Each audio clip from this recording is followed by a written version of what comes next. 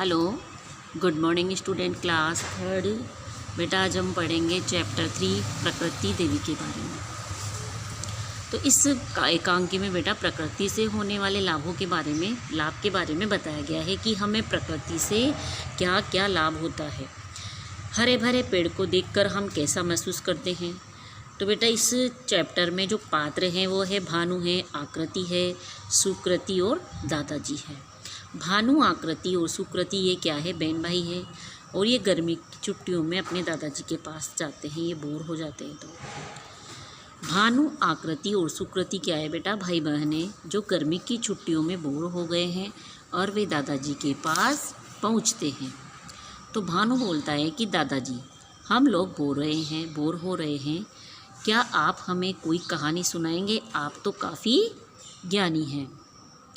तो आकृति बोलती है भानु से कि तुम दादाजी को मक्खन क्यों लगा रहे हो? सीधे बोलो ना, कहानी सुननी है। आकृति क्या बोलती है दादाजी से कि तुम दादाजी को मक्खन क्यों लगा रहे हो? सीधे बोलो कि तुम्हें दादाजी से कहानी सुननी है। तो दादाजी बोलते हैं हंसते हुए कि आओ बच्चों बैठो, मैं तुम्हें प्रकृति देवी की कहानी सुनाता हूँ। तो सुकृति बोलती है कि यह कौन सी नई देवी है दादाजी? पहले तो कभी इस देवी का नाम नहीं सुना। तो दादाजी बोलते हैं कि बेटा हम जिस धरती पर रहते हैं, दादाजी क्या बोलते हैं कि बेटा हम जिस धरती पर रहते हैं यह प्रकृति का ही हिस्सा है।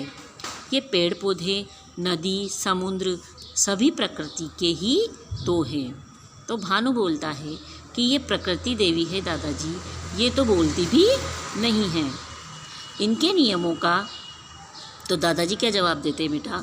भानु बोलता है जब कि ये प्रकृति देवी है दादाजी, ये तो बोलती भी नहीं है। तो दादाजी क्या जवाब देते हैं कि बेटा ये प्रकृति हमारी क्या है?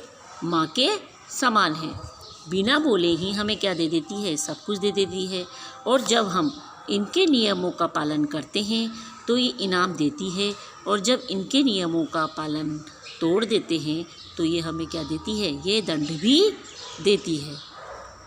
तो आकृति बोलती है कि दादाजी प्रकृति हमें इनाम कैसे देती है? आकृति क्या बोलती है कि दादाजी प्रकृति हमें इनाम कैसे देती है? तो दादाजी जवाब देते हैं बेटा कि प्रकृति देवी को वृक्षों से बहुत प्रेम है। हमारे देश में आम, पीपल, केला, बरगद, तुलसी आदि पेड़ पौधों की पूजा की जाती है।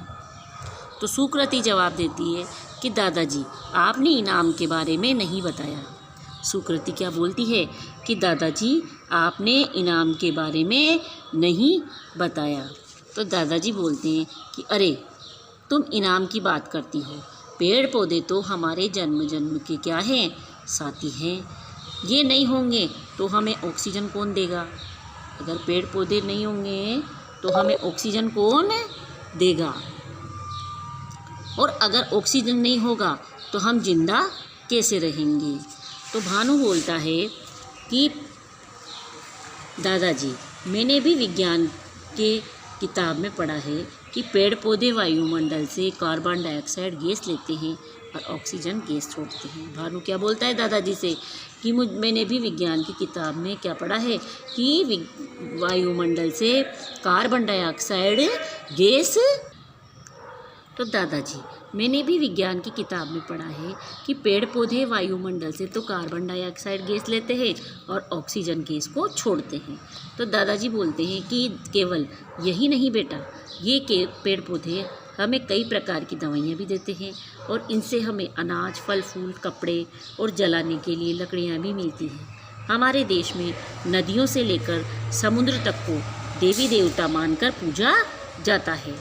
पशु पक्षियों से भी लोग प्रेम करते थे, इससे प्रकृति देवी उन पर सदैव खुश रहती थी। तो सुकृति क्या बोलती है कि फिर क्या हुआ दादाजी? तो दादाजी जवाब देते हैं कि स्थिति धीरे धीरे बदलती चली गई। लोग प्रकृति देवी का अपमान करने लगे और सबसे पहले उसने जंगलों को काटना शुरू कर दिया। दादाजी क्या कहते हैं कि धीरे धीरे स्थिति बदलती गई और लोग प्रकृति देवी का क्या करते हैं? अपमान करने लगे और सबसे पहले उसने जंगलों को काटना शुरू कर दिया। निरीह जानवरों का बेवजह शिकार, करने लगा। फिर उसने नदियों पर बांध बनाना शुरू कर दिया। साथ ही धरती को खोदकर पेट्रोल डीजल प्राप्त कर लिए, जिससे हम मोटर गाड़ियाँ आदि चलाते हैं। तो सुकृति क्या जवाब देती है कि तो क्या दादाजी प्रकृति देवी ने सब कुछ चुपचाप सह लिया? तो दादाजी बोलते हैं कि नहीं, प्रकृति देवी बहुत शक्तिशाली है। जब तक मनुष्य उसे प्यार करता रहा तब तक उसने भी माँ की ममता दी। पर जब मनुष्य ने अपनी सीमाएं तोड़नी शुरू की तो प्रकृति देवी ने उसे कठोर दंड देने शुरू कर दिए। ये आए दिन के भूकंप, बाढ़, सूखा, सुनामी और प्रदूषण जैसी समस्याएं प्रकृति देवी के नियम तोड़ने की सजा है। इसमें दादाजी कहते हैं कि प्रकृति देवी बेटा क्या है, बहुत शक्तिशाली है। जब तक मनुष्य उससे प्यार करता रहा तब तक उसने भी अपनी माँ की ममता दी। उसने भी क्या किया, उसे माँ की ममता दी। जब तक लोगों ने इज्जत दी और उसे प्यार दिया तो उसने भी क्या किया, माँ की ममता दी। पर जब मनुष्य ने अपनी सीमाएं लांघना व तोड़ना शुरू कर दी तो क्या किया, प्रकृति देवी ने उसे कठोर दंड देने शुरू कर दिए। और आए दिन के क्या हुए, आए दिन जैसे बाढ़ आती है, भूकंप आता है, सुनामी आती है, लहरें आती है, जैसे प्रदूषण होता है, ये सब समस्याएं किसकी है? ये सब प्रकृति देवी के नियम तोड़ने की सजा है। बेटा प्रकृति हमें किसी न किसी रूप में सजा देती है, इसलिए हमें प्रकृति देवी का मान रखना चाहिए। तो आगे आकृति बोलती है बेटा कि दादाजी क्या हम प्रकृति देवी को अब कभी खुश नहीं रख सकते? तो दादाजी बोलते हैं कि आज के समय में रोटी, कपड़ा और मकान हमारी आवश्यकताएं बन गई हैं। हम प्रकृति देवी को पूरी तरह से तो खुश नहीं कर सकते, मगर उसकी नाराज़गी को कम करने का प्रयास अवश्य कर सकते हैं। आज के समय में रोटी, कपड़ा, मकान हमारी समस्याएं बन गई हैं। हम प्रकृति देवी को पूरी तरह से खुश तो नहीं कर सकते, मगर उसकी नाराज़गी को कम करने का प्रयास अवश्य कर सकते हैं। आज भी हम पेड़ लगाकर उनकी कटाई रोककर प्रकृति देवी को थोड़ा खुश तो कर ही सकते हैं। मगर उसकी नाराज़गी को कम करने का प्रयास अवश्य कर सकते हैं।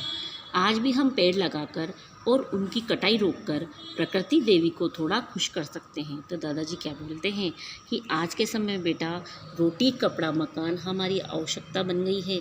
हम प्रकृति देवी को पूरी तरह से खुश नहीं कर सकते, मगर उसकी जो नाराज़गी है उसको कम करने का प्रयास हम अवश्य कर सकते हैं।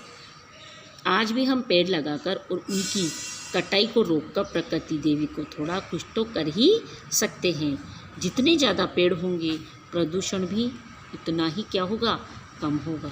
इसलिए प्रण करो कि तुम तीनों अपने जन्म दिवस पर एक एक पौधा जरूर लगाओगे और अपने दोस्तों को भी ऐसा करने को कहोगे। तो सभी बच्चे एक साथ बोलते हैं कि हम प्रण करते हैं दादाजी, प्रकृति देवी को खुश करने के लिए हम पौधे लगाएंगे और अपने दोस्तों को भी ऐसा करने के लिए कहेंगे।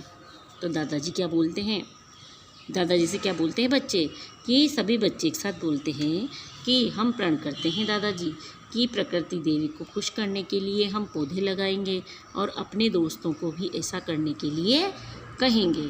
तो दादाजी बोलते हैं शाबाश बच्चों, मुझे तुम सबसे यही उम्मीद थी। दादाजी बहुत प्रसन्न होते हैं बेटा। तो इस पाठ से हमें क्या शिक्षा मिलती है कि प्रकृति क्या है, हमारी माँ के समान है। हमें उसकी देख रेख करनी चाहिए, हमें उसका ध्यान रखना चाहिए।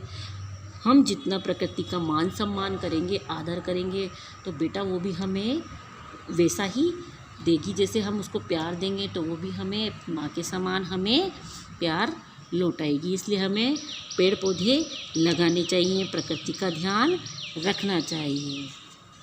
तो आगे ओके बेटा, हम आगे नेक्स्ट वीडियो में हम पढ़ेंगे, इसके करेंगे क्वेश्चन आंसर इसके। तो ओके, थैंक यू बेटा।